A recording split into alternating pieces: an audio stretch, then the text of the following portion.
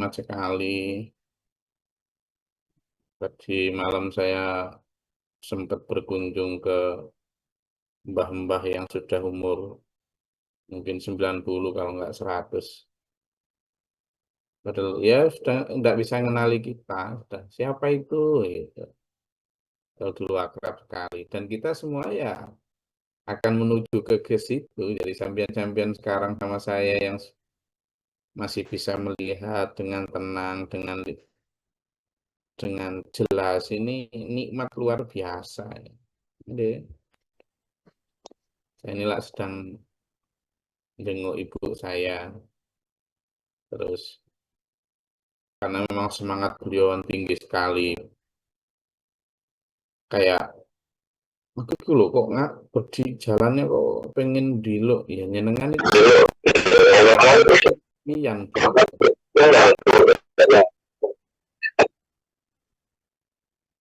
yang sepantarannya beliau itu kan sudah enggak bisa jalan sudah rata-rata. Beliau alhamdulillah masih jalan, tapi memang karena semangatnya. Jadi alhamdulillah kita mulai hari dengan alhamdulillah itu positif. Akhirnya pikiran kita positif ya. A'udzubillahi minasyaitonirrajim. Bismillahirrahmanirrahim. Walladzi auhayna ilaika minal kitabi. Apa yang kami telah wahyukan kepadamu Muhammad yaitu Al-Qur'an wal haqu. Jadi kadang memang serangan bertubi-tubi terus bantahan-bantahan yang seolah rasional dari para ahli kitab atau orang-orang yang mempertanyakan validitas Al-Quran. Itu sedikit banyak itu tetap kadang ya menjadikan Nabi Muhammad sendiri bertanya-tanya ya. Bukan kok meragukan Al-Quran, bukan. Tetapi kadang ya loh, itu bantahannya itu logis juga ya. Gitu. Kadang membantah tentang hari kebangkitan, membantah tentang hal-hal yang kadang tidak masuk akal, dan lain sebagainya, tentang surga dan neraka, tentang hidup setelah mati. Nah, ayat-ayat seperti ini tuh untuk menguatkan kembali. Tidak usah ragu Muhammad, kata Allah.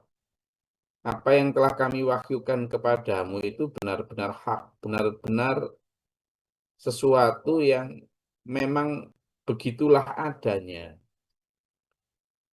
Demikian pula tentang hukum-hukum yang sudah kami sampaikan kepadamu untuk disampaikan kepada manusia. Itu hukum-hukum juga tidak menyalahi apa yang ada di kitab-kitab sebelumnya. Musaddiqal lima baina yadaihi. Ada dua makna di sini dulu. Musaddiqal lima baina yadaihi. Pertama yang dimaksud dengan membenarkan itu adalah membenarkan apa yang benar. Artinya membenarkan kitab-kitab yang dulu isinya masih asli. Jadi bukan berarti membenarkan kitab yang isinya sudah diselewengkan, bukan. Membenarkan kitab yang masih asli. Karena kitab baik Zabur, Taurat, Zabur, Injil itu ketika masih asli, ya benar. Hukum-hukum yang ada di dalamnya ya benar. Tapi ada juga yang sudah ditambah kurangi. Nah, yang itu tidak dibenarkan. Jadi pertama adalah hanya membenarkan apa yang memang asli. Termasuk misalnya kitab Injil yang menuhankan Allah semata sebagai ketauhidan. Bukan Injil yang ditambahi dengan menuhankan Nabi Isa. Itu maksudnya. Yang kedua, musaddiqal lima baina yadaihi atau membenarkan kitab-kitab sebelumnya adalah meluruskan. Jadi apa yang terjadi yakhtalifu di sini mukhtalif sesuatu yang bahum fihi mukhtalifun, sesuatu yang diperselisihkan ya, antara mana yang benar mana yang salah, maka Quran datang untuk meluruskan, memberikan penjelasan mana yang benar sebenarnya. Gitu.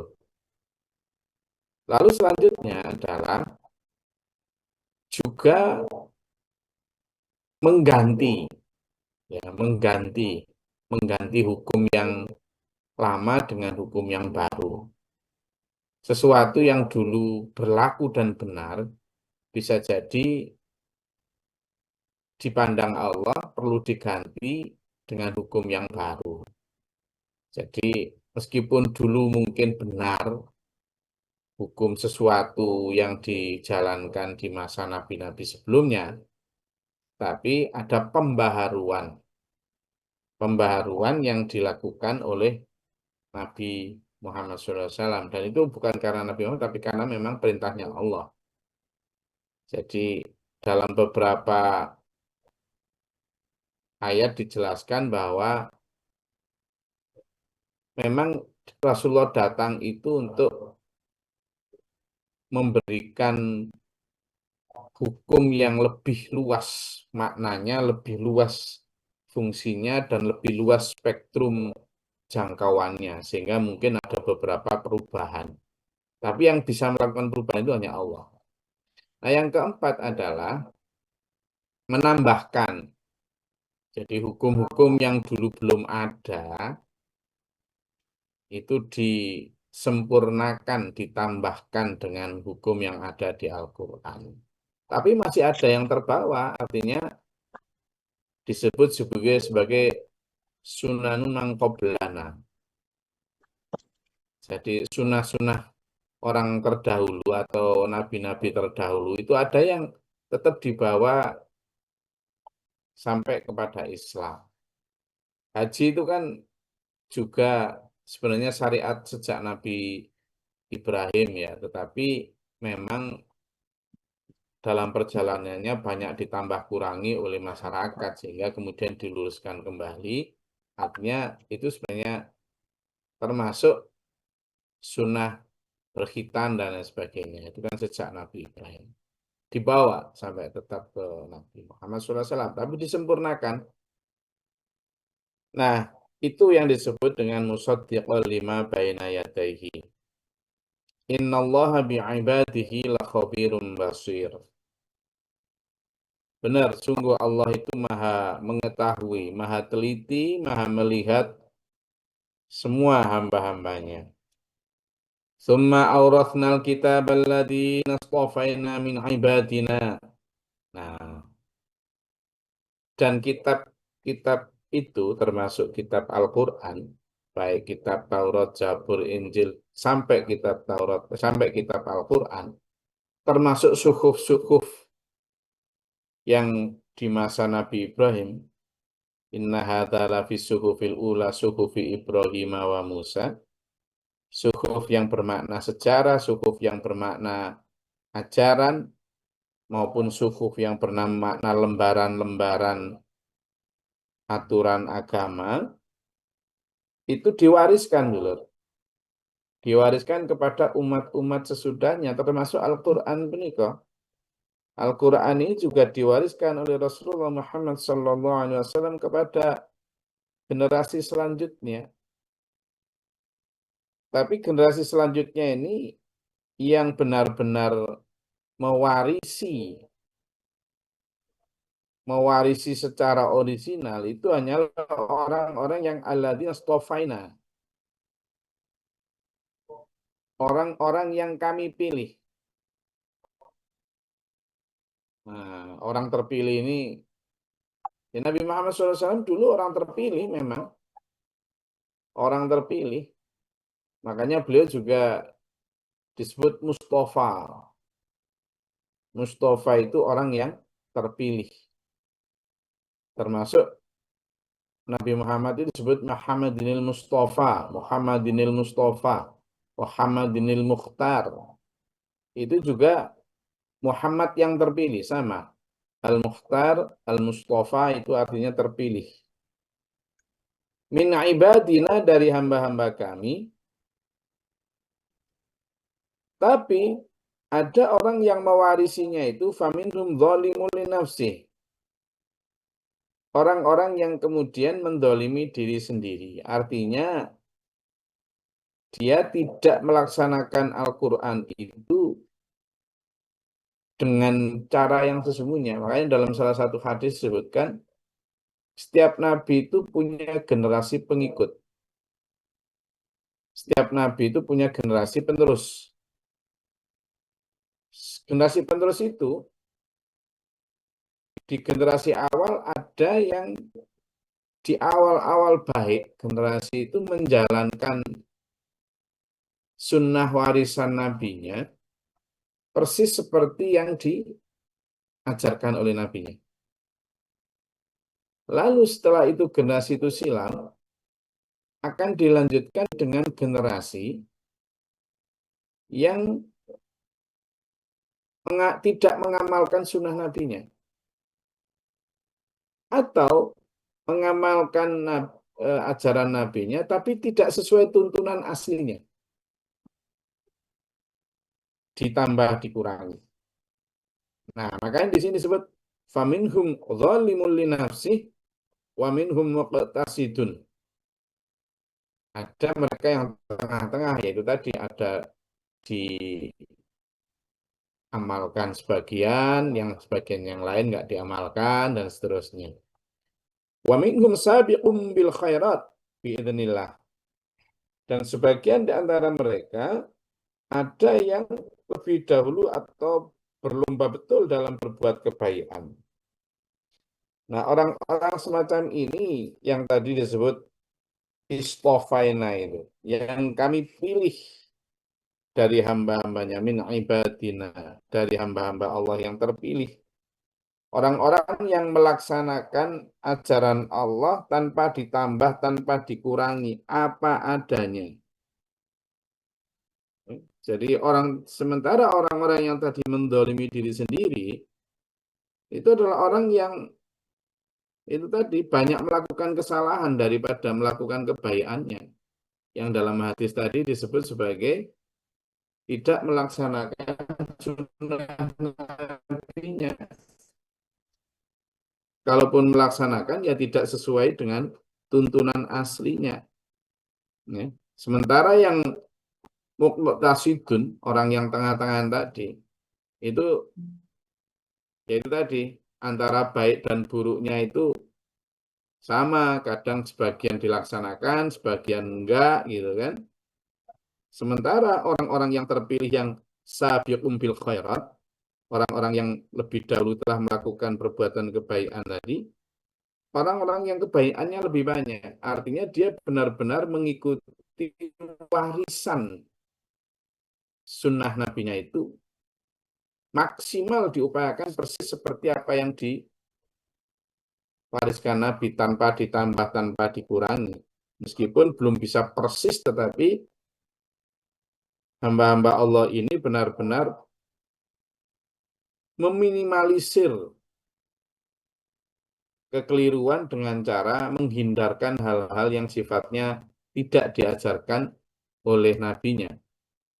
Jadi dia meminimalisir kesalahan-kesalahan, kesesatan-kesesatan dengan tidak mengamalkan apa yang tidak diajarkan oleh Nabi. Gitu. Itu tiga golongan itu bedanya. Ya. Dzalika huwal fadlul kabir, itulah karunia yang besar dari sisi Allah. Karena semuanya tadi biidznillah ya. Makanya saya dan sampean berupaya keras untuk berada pada the right track, jalur yang benar ini. Ibaratnya gini aja lah, Saudara.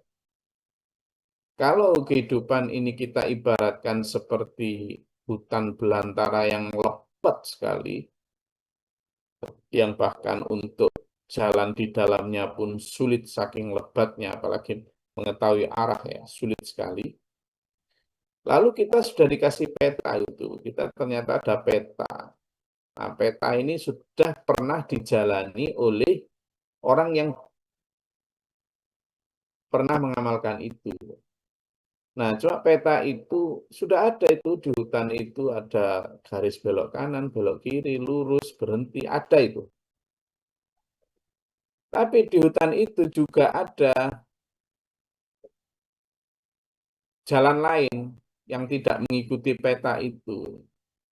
Lah saya dan sampean ini sudah dikasih sama Allah peta yang pernah dijalani oleh orang-orang terdahulu yang sudah berhasil melewati hutan kehidupan ini, yakni siapa? Para nabi, para rasul. Lah kita 17 kali dalam satu hari itu. 17 kali dalam satu hari itu menyatakan ihdinas siratal mustaqim. Ya Allah, melewati hutan belantara ini, tunjukilah kami jalan yang benar. Terus kita juga ditanya, jalan mana, jalan apa? Kita jawab tuh, siratal ladzina an'amta alaihim. Jalan orang yang telah engkau beri nikmat berhasil ya Allah. Nikmat sukses menjalani sampai balik dari hutan ini ya Allah. Siratal anbiya'i wal mursalin toh. Allahumma hdina siratal mustaqim. Siratal anbiya'i wal mursalin. Kan gitu tuh. Ya Allah, tunjuki kami jalan yang lurus, jalan yang benar, yaitu jalan para nabi, para rasul, dan para soleh. Itu jelas. Nah, itu yang sudah sukses berhasil. Maka harusnya kita kalau mau selamat, mau berhasil, tinggal mengikuti aja. Tapi kebanyakan orang yang ini tadi, zalimul li nafsi, malah bikin jalan sendiri. Yang tidak jalan tadi. Atau muqtasidun, ya sedikit ngikuti jalan, tapi sedikit ya tambah-tambahilah. Nah, padahal kita punya pilihan untuk tinggal ngikuti aja jalan yang ada. Kan gitu. Nah, sampean dan saya pilih yang mana? Yang sabiqum bil khairat, ya toh? Karena ada tiga nih. Ada yang minhum zalimul li nafsi, minhum muqtasidun, ada minhum sabiqum bil khairat. Yang dijukung hadis tadi itu kata Nabi. Gitu. Dan ini juga ada dalam bahwa orang-orang yang kemudian ketika ditinggalkan oleh nabinya itu Abda'us sholah. Jadi mereka orang-orang yang kemudian ketika ditinggalkan oleh nabinya, oleh para apa ya, penjaganya lah, itu kemudian dia selain meninggalkan sholat juga apa ya, berlomba dalam kefasikan, gitu, dan berlomba dalam keburukan. Itu adalah umat-umat yang ditinggalkan oleh nabinya. Nah, ini yang kita harus hindari ya. Kita harus hindari bahwa kadang ditinggalkan Nabi dalam jangka waktu lama itu ya kemudian membuat orang terjerumus dalam perselisihan yang tidak perlu. Sementara orang-orang yang sabiqum bil khairat biidznillah itu zalikal wal fadlul kabir, mereka akan mendapatkan karunia yang besar. Apa karunia yang besar itu? Jannatu adni yadkhulunaha yuhallawna fiha min asawira min dhabi wa lu'lu'an wa libasuhum fiha harir. Orang yang mendapatkan surga Aden kemarin hari Kamis waktu kita akhiri kajian kemarin Kamis itu kan dengan ayo kita ini wis para pewaris-pewaris surga toh. Bukan kok kita orang yang paling berhak surga, justru kita itu merasa bahwa dulu semua anak cucu Adam, bukan hanya saya dan sampean, itu dulu adalah anak anak-anak gedongan. Kita tuh punya balungan soge itu loh. Dari Nabi Adam itu kita punya balungan soge, punya balungan kaya.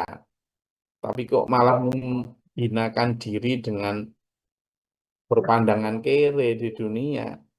Maka yuk kembali inilah, meraih apa yang memang sudah menjadi hak kita. Masuk surga, rumah kita, kampung kita yang seharusnya itu. Yang di dalamnya, ini kan hanya bagian kecil ya. Iming-iming seperti ini, iming-iming gelang emas dari mutiara, berbajukan sutra. Jangan dibayangkan bahwa sutranya kayak sutra di dunia. Juga jangan dibayangkan bahwa gelang-gelangnya seperti gelang-gelang sampean gitu. Enggak lah. Jadi belum pernah dipandang mata. Jadi wala udhunun sami'at, dan juga belum pernah didengar oleh telinga kenikmatan surga itu. Wala khatara ala qalbi bashar, dan bahkan belum pernah terlintas di dalam pikiran manusia. Jadi kalaupun di ayat 23 ayat 33 ini disebutkan pakaian sutra, gelang emas dari mutiara, itu hanya untuk memudahkan kita membayangkan sebenarnya. Karena sebenarnya tidak ada kosakata yang cukup bisa menerangkan bagaimana sebenarnya keindahan kenikmatan surga ya. Ini aja. Maka dipermudah Allah ini. Wa qalul hamdulillahilladzi adhaba 'annal hazana inna rabbana laghafurun syakur. Jadi orang di sana itu nanti berucap saking enaknya itu. Ya Allah, segala puji bagi Allah yang telah menghilangkan dari kami kesedihan. Ayo, dulur-dulur semua di sini. Siapa yang hari ini masih punya kesedihan? Ayo coba. Pastilah entah sedikit atau banyak. Ayo, sedih Saya nggak? Gus, Iya, saya. Budia, sama Budia, sama kita. Sedih, tapi kadang gini Budia. Ah, enggak ada seperti kesedihanku. Kamu belum ada apa-apanya. Semua manusia mesti gitu bilang sama orang lain, gitu kan? Iya, jadi Enggak Gus, enggak. ya, jadi kadang kesedihan ini tidak akan hilang gitu. Jadi sawang sinawang orang bilang Jawa itu. Kita melihat orang lain kok enak ngono, saya kok sedihnya gini. Dan semua itu tidak akan ada lagi di surga sana. Ya Allah, zaman punya harta sebanyak apapun. Saya mau tanya sama sampean, jabatan tertinggi di Indonesia ini apa sih? Jabatan tertinggi. Presiden. Presiden bos saya. Presiden. Kira-kira sekarang presiden sedih nggak? Wah, sedih bu, dihujat di mana-mana. Enak kita. Makanya. Nah, sekarang saya tanya nih, Budi Hartono meninggal dunia. Tahu kan Budi Hartono? Nggih, Gus. Budi Hartono. Bosnya Tahu gimana sama ini kalau bosnya Jarum ya? Sultan Suge tahu lah, Budi Hartono ini teman kita, pemilik Jarum, pemilik BCA itu loh. Oh, Loh, ya apa? Jarum. Belum lewat lah sama katanya priayi orang Delopo ini. Masa temannya meninggal nggak tahu? Itu Budi Hartono itu meninggal. Lah, dia mau bagi kekayaan nih. Dia punya 4 atau 5 anak gitu. Nah, tiap anaknya nanti itu dalam surat warisan itu dapat 55 triliun. 55 triliun. Nah, dari 55 triliun itu ditulis kalau seandainya orang satu ya yang punya kekayaan warisan 55 triliun itu ya, itu misalnya per hari dihabiskan misalnya per hari 1 miliar gitu ya, per hari itu habis 1 miliar dihabisin lah pokoknya itu nggak akan habis sampai sekian ratus tahun kemudian. Jadi nggak usah kerja dengan uang 55 triliun itu. Seandainya per hari itu menghabiskan jajan apa 1 miliar tiap hari, itu loh nggak akan habis sampai sekian ratus tahun yang akan datang. Satu orang tadi yang dapat warisan itu. Jadi per miliar satu hari untuk beli apa lah, entah beli pecel medion atau apa, itu dalam sekian ratus tahun itu nggak akan habis. Loh, kira-kira 4 anaknya Budi Hartono ini masih sedih nggak? Sedih. Ayo, Sedih, ya, Gus. Pasti sedih. iya. Jadi ini teman, makanya kalau bicara kekayaan kan satu di antara orang paling kaya se-Indonesia itu si Budi Hartono ini punya saudara namanya Michael Hartono juga. Jadi Budi sama Michael ini yang mendirikan Jarum, lalu pemilik BCA, segala macam lah, banyak lah itu. Nah itu kekayaannya sekian ratus triliun. Sekarang mau dibagi sama anak-anaknya itu sekitar 55 atau 60 triliun per orang itu. Coba bayangkan itu. Kira-kira menurut zaman itu impian banyak orang nggak dapat warisan segitu? Hah? Impian banyak orang nggak warisan segitu Ya. itu?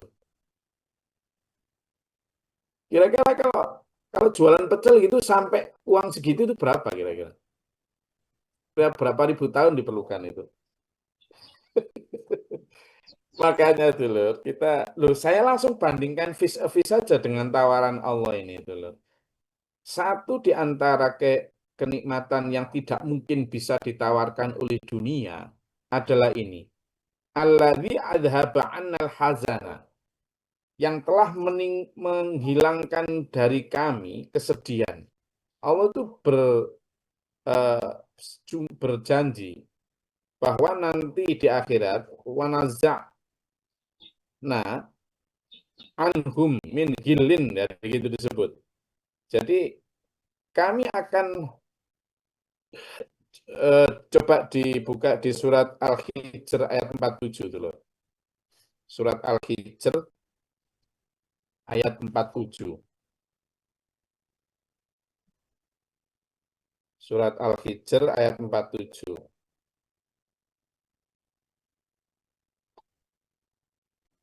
Oke, izin guys. A'udzubillahi minasyaitonirrajim. Bismillahirrahmanirrahim. Quran surat Al-Hijr ayat 47. Dan kami lenyapkan segala rasa dendam yang ada dalam hati mereka. Mereka merasa bersaudara, duduk berhadap-hadapan di atas dipan-dipan. Sadaqallahul Nggak ada lagi dendam, nggak ada lagi kesedihan. Inilah. Jadi alladzi adzaba anal hazan, nggak ada. Inna rabbana laghafurun syakur. Allah itu sungguh maha pengampun lagi maha pemaaf, lagi maha mensyukuri. Jadi tak ada. Makanya kalau kita itu harusnya selapang itu. Saya berpikir gini. Kita itu kan bersujud kepada Allah itu diterima terus ya. Meskipun kita banyak dosa tetap diterima sama Allah. Kita mengulang dosa-dosa lagi, datang lagi, minta ampun diterima lagi. Gimana ya caranya biar kita juga menjadi orang-orang yang kalau orang datang ke kita itu selalu merasa aman dari amarah kita, juga merasa aman dari eh, disalah-salahin, sehingga selalu nyaman kalau menghadap kita itu. Baik untuk minta maaf maupun untuk apapun. Seperti Allah ketika kita menghadap kepada Allah, itu kan selalu merasa bahwa Allah akan mengampuni dosa kita.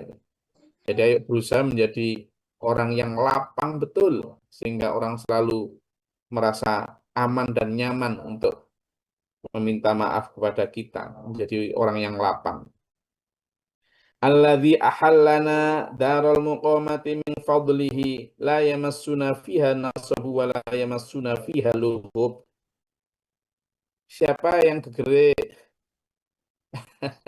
boyoan, siapa yang sudah mulai linu-linu, ini loh, yakni ya Allah, Allah yang telah menempatkan kami, alhamdulillah Gusti, menempatkan kami di tempat yang kekal abadi, yang penuh karunia-Nya, yang tidak lagi kami disentuh oleh rasa lelah, tidak lagi kami disentuh oleh rasa jemu, lesu, tidak ada tuh.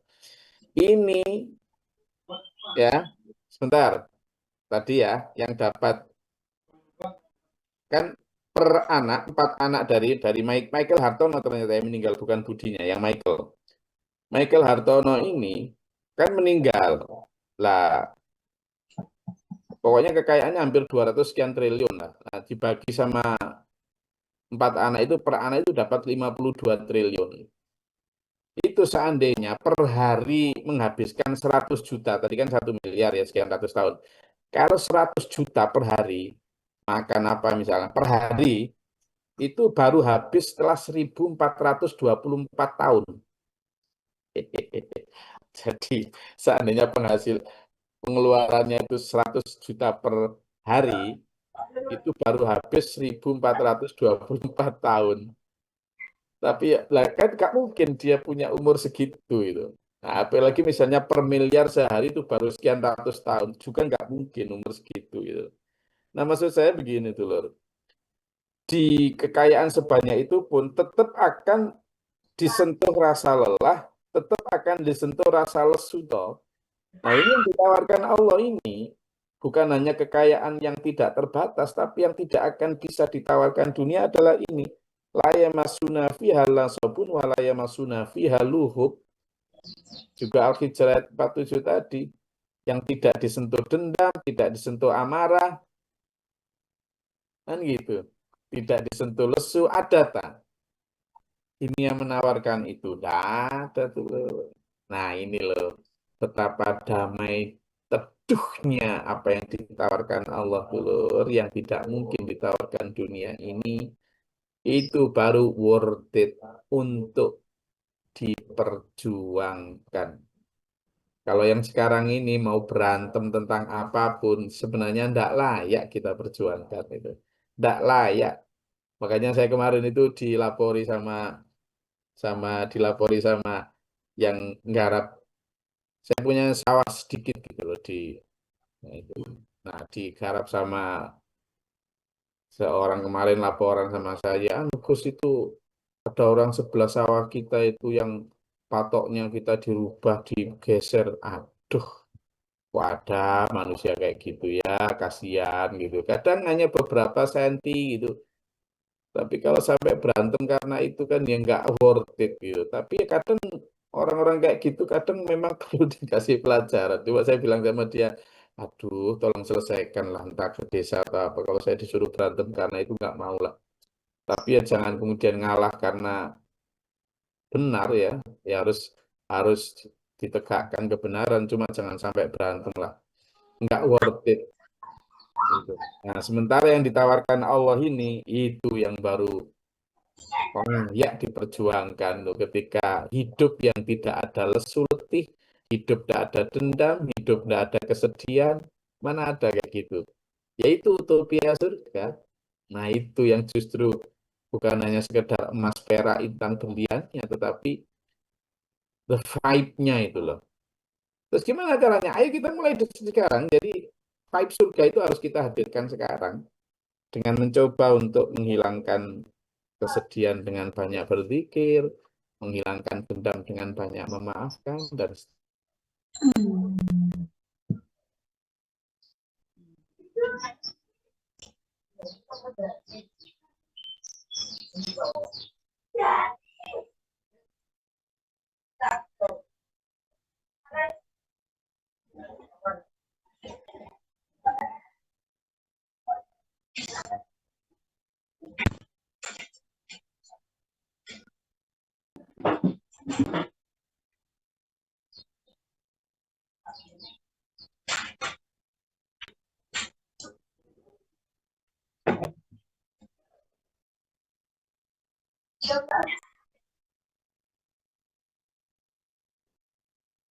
enggak, ada yang mau disampaikan, silakan.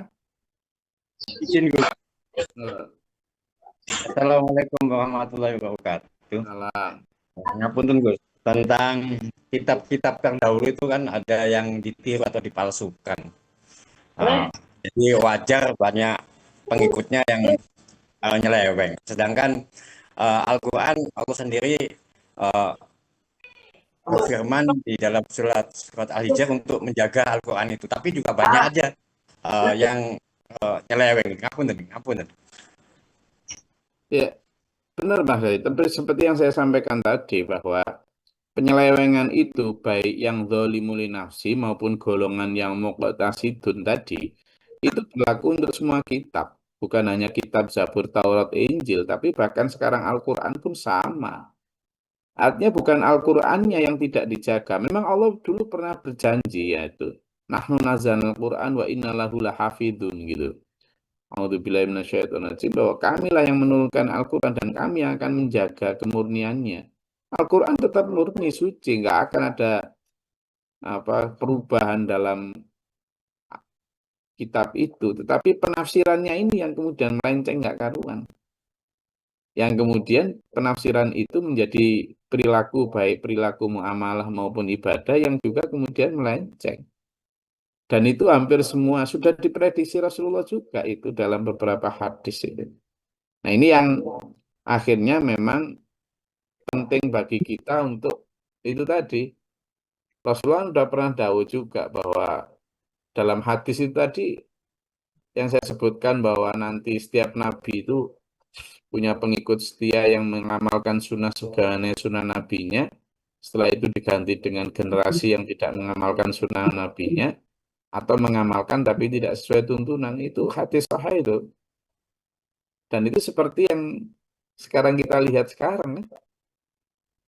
Jadi memang itu terjadi setiap jam. Tapi Rasulullah SAW menjanjikan bahwa Bismillahirrahmanirrahim juga aku dia yang sangat ayat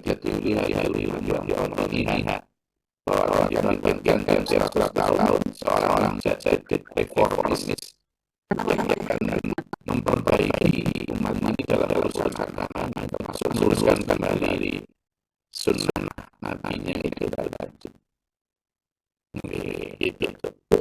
Gitu. Ya, yang agak berkaitan dengan keseluruhan nanti sudah ada bertahun bahkan kan yang saya pernah baca itu saya tidak ada pembunuhnya apa itu gimana khusus ya jadi tadi saya sampaikan jadi ada satu hadis setelah sholat kalau mau bilangnya mendadak sama lalu dahulu kan menyampaikan sholat suatu saat akhir ini diceritakan dalam bahwa setelah sholat isya beliau menghadap jamaah lalu menyampaikan perhatikan oleh kalian sepeninggalku sejarak 100 tahun tidak bakal tinggal umat sebaik kamu hari ini. Artinya proses deviasi bahkan proses degradasi itu sudah dimulai. Rasulullah selalu menyampaikan bahwa akan muncul dari umatku ini orang-orang yang tadi itu, orang-orang yang benar-benar hanya pinter ngomong tapi tidak melaksanakan atau melaksanakan tapi tidak sesuai dengan sunnah nabinya. Dan itu rusak. Kata Nabi, ibadah umat hanya seperti airkan kulit cair kurkuma. Kamu tidak akan ada seperti kamu seperti ini. Dan itu sudah terjadi bahkan dimulai pembusukan umat itu sejak ketika masa Khulafaur Rasyidin masih ada. Jadi Khulafaur Rasyidin benar-benar baik. Beliau sebagai sebuah pribadi. Tapi umat ini sudah mulai itu. Umar bin Khattab dibunuh juga. Utsman bin Affan dibunuh juga. Ali bin Abi Thalib terjadi peperangan pertama antar umat Islam itu. Bukan dengan orang yang murtad. Itu di masa Ali bin Abi Thalib. Ketika kelompok Khawarij itu bukan orang non-Muslim. Orang Islam itu. Jadi, tapi dia bukan kok mengatakan diri saya Khawarij, enggak. Itu kan penamaan kita sekarang. Mereka adalah orang yang tidak ikut kelompoknya Utsman, juga tidak ikut kelompoknya Ali. Di masa Nabi Muhammad, perdebatan itu sering terjadi antara Ali, Umar, Utsman, Abu Bakar, tapi mereka dikuatkan oleh sami'na wa ta'na kepada Nabi sehingga mengalahkan ego pribadi. Tapi begitu Rasulullah wafat, nah itu kemudian orang-orang yang merasa antar sahabat loh ya. Jadi ketika di masa Ali bin Abi Thalib itu meruncing utamanya kan pada saat perang Jamal itu ketika Aisyah yang istri Nabi bahkan kan berperang melawan Ali yang mantunya Nabi. Kan itu. Nah, ini kan sudah terjadi. Sehingga kalau kita sekarang ini 1400 tahun, jika dulu Rasulullah 100 tahun saja beliau katanya sudah seperti ayakan kulit syair kulit kurma, tinggal kulit tanpa isi. Apalagi 1400 tahun. Makanya kita ini benar-benar tinggal berharap apa optimisme yang diberikan Rasulullah Muhammad SAW, yakni setiap 100 tahun ada sosok yang dipilih Allah tadi, yang kata dalam ayat 32 tadi, alladzina stofaina min ibadina. Orang-orang yang kami pilih. Itu ada itu. Nah, misalnya dulu kan tiap masa ada tokohnya ya, tapi misalnya Imam Ghazali atau Syekh Abdul Qadir Jailani di masanya masing-masing ya, para mujadid ini. Tapi yang perlu kita tahu, para mujadid ini mesti melawan arus. Mesti sedikit. Imam Ghazali juga di penjara, Syekh Abdul Qadir Jailani juga di penjara. Demikian pula mungkin di zaman-zaman selanjutnya, para wali songo misalnya. Itu kan para mujadid juga bisa jadi. Wallahu alam.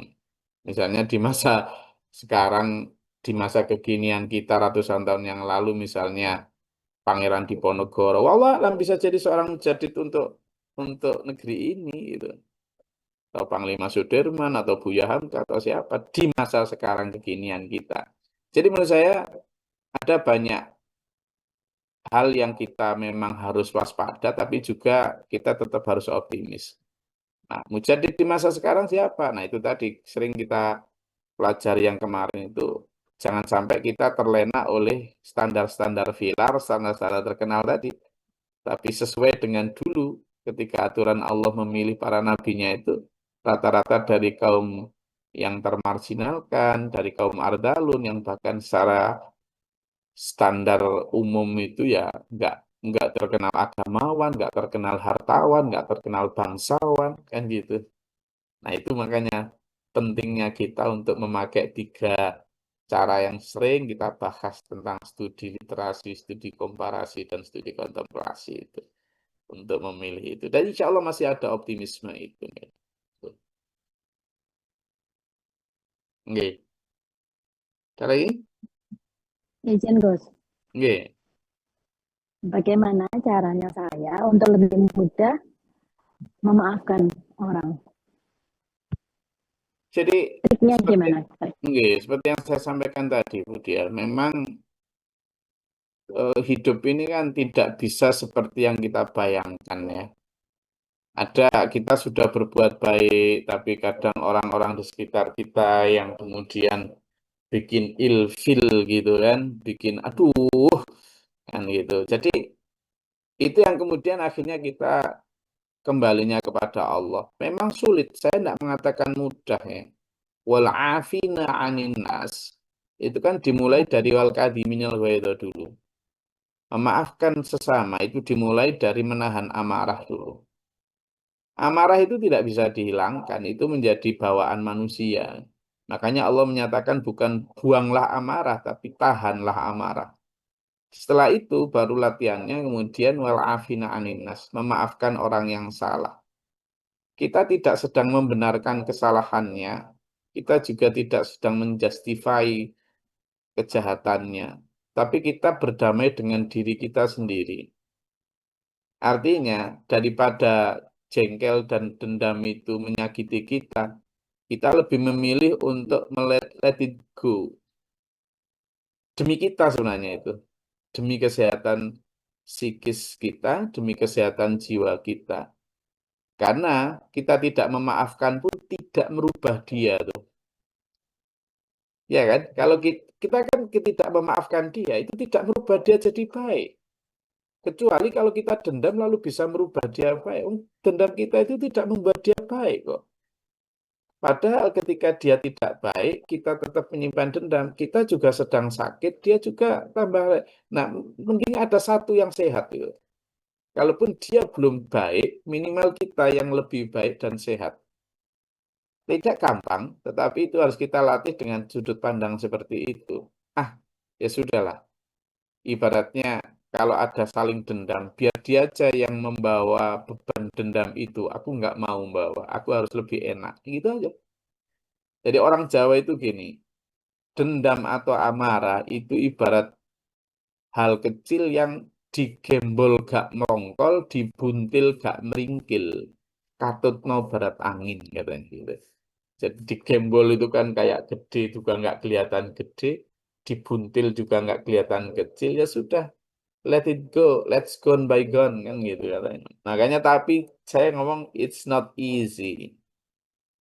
Easy to say but difficult to do. Ini mudah diucapkan tapi sulit dilakukan. But we must to do that. We must. Ini just untuk kebaikan kita sendiri, bukan untuk orang lain. Oke. Kemudian, is it wise kalau sometimes aku bilang, oke, let it go, deh. Tapi kemudian aku tuh seperti cursing gitu. Aku bilang aja lapor sama Allah nanti gitu. Enggak. Jadi begini, kita tetap let it go, tapi kalau kemudian misalnya kayak orang Jawa bilang, gedruk bumi aku rak bakal gitu kan kadang. Itu ayo kita hindari. Kenapa? We don't know. Kita tidak tahu apa yang terjadi ke depan. Bisa jadi that sky will be better or changing. We don't know. Jadi kadang manusia kalau udah lebih baik kan, misalnya dulu seandainya Nabi Muhammad SAW lalu dendam kepada Khalid bin Walid yang telah mengalahkan dan membunuh banyak muslimin di perang Uhud, gitu. Dendam itu membunuh loh sampean. Lalu Rasulullah tidak mendoakan, maka Rasulullah tidak menerima itu pertobatan Khalid bin Walid.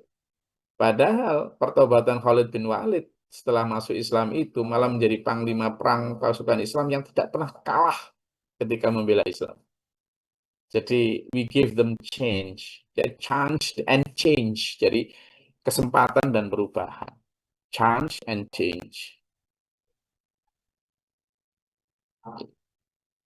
Itu misalnya. Itu kita juga memberi kesempatan diri kita, juga mungkin perubahan diri kita ke arah yang baik. Ya, namanya optimisme harus kita paham. Oke. Saya rasa itu kajian kita pada pagi hari ini. Alhamdulillah, mudah-mudahan bermanfaat, berfaedah. Terus kita memperbaiki diri ya. Be good, be better, be best, and be the best of the best. Insya Allah. Ahsanu amal.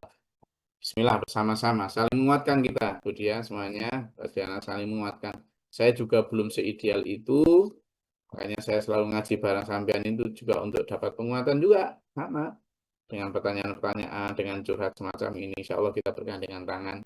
Insya Allah kita dimampukan Allah untuk melewati semuanya dengan berada di surat mustaqim ila akhirih. Amin. Allahumma sholli wa sallim barik. Allahumma Amin. fi menguatkan muslimat. Amin. Amin. Afina fina fina Amin. Nabi Muhammad wa qina syarra ma qadait fa innaka taqdi wa la yuqda alayk. Amin. Astaghfiruka wa atubu ilaik. Assalamualaikum. Amin. اللهم دفعنا البلاء والوباء Amin. ربنا لا تكتبنا مع الشاهدين ربنا لا تزغ قلوبنا بعد إذ هديتنا وهب لنا من لدنك رحمة. Amin. Amin. Amin. ربي أعوذ بك من همزة الشيطان وأعوذ بك ربي أعوذ بك بسرعة من الشيطان ربنا اجعلنا مسلمين لك ومن ذريتنا اللهم تعالى نبارك برحمتك اللهم أنزل لنا رحمة بيد القدم اللهم اغفر لنا سبر وسبر من القنصل Amin. أعوذ بالله من الشيطان الرجيم وبارك في رسول الله شهادة معدة Amin. ربنا هب لنا من أزواجنا وذرياتنا قرة أعين واجعلنا Amin. ربنا آتنا في الدنيا حسنة وفي الآخرة حسنة Amin. Amin. Alhamdulillahirrahmanirrahim. Assalamualaikum warahmatullahi wabarakatuh. Waalaikumsalam warahmatullahi wabarakatuh. Thank you,